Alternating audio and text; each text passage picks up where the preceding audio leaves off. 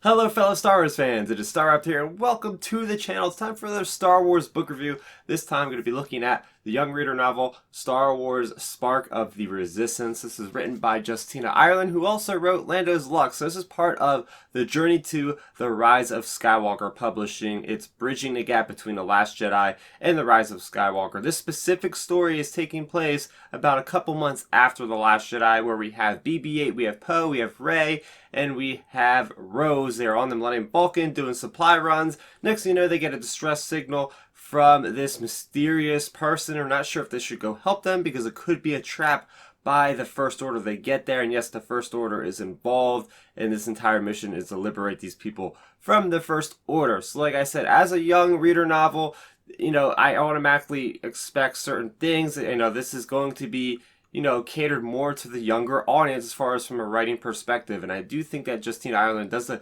good enough job with making this a fun read, pretty much easily digestible by the younger audience. But the main part of this book that I like is just going over that relationship between Rose and Rey and Poe, because none of these characters have really been in contact with each other prior to the events of this a whole lot, right? Like Rose got knocked out, so Rey never even met her in The Last Jedi. Then Poe and Rey literally just met at the end of The Last Jedi. So a lot of these characters haven't really been together, so we see a lot of them for a long amount of time in this book. So that's something I really enjoyed. We see a lot of callbacks to different moments, like Poe is still crying about his two X-Wings getting destroyed. We have Rey without her lightsaber, so she's going back to her staff. And Rose is fitting in with more of a combat role rather than a maintenance type of role in the Resistance now. Also, I liked all the wildlife on this new planet they go to, called Midfar. They have these indigenous sentient species called the Zixon, which are basically like green rabbits, I guess almost like Jackson, but they're a lot smaller.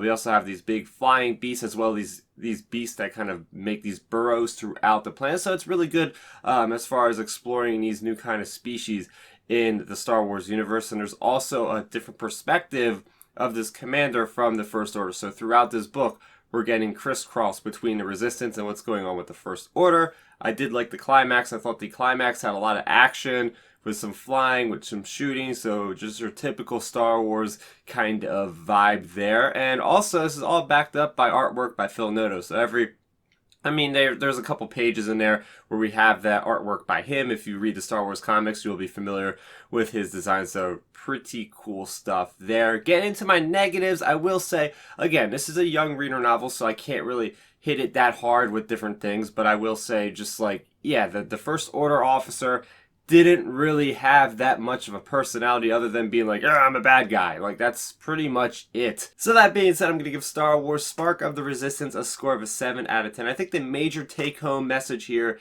is that the Resistance is on an upward swing for victory against the First Order. Where we see them left off in The Last Jedi as a shattered group of survivors, we leave this story in this book where they are actually getting a small victory. They are actually getting inspired to take the battle back to the First Order. So what did you guys think of Spark of the Resistance? Let's talk about it in the comment section below. And for more on the Rise of Skywalker, I have my review of Star Wars Allegiance #1, part of also the Journey to the Rise of Skywalker. Plus, I have plenty of other Star Wars content on the channel, so if that sounds awesome to you, make sure you go ahead and subscribe to the channel, as you'll be given updates on when those videos go live. So that's going to do it for me, Star Raptor. Thank you so much for watching, and may the Force be with you always. Thanks for checking out the video. Please hit that thumbs up symbol. It helps me know that I'm making content that you guys enjoy. And if you enjoyed this video, I also include 2 videos down below you guys should check out. And please consider subscribing to this channel. It helps support me, and it notifies you guys of when I get new videos up on the channel. You can also contact me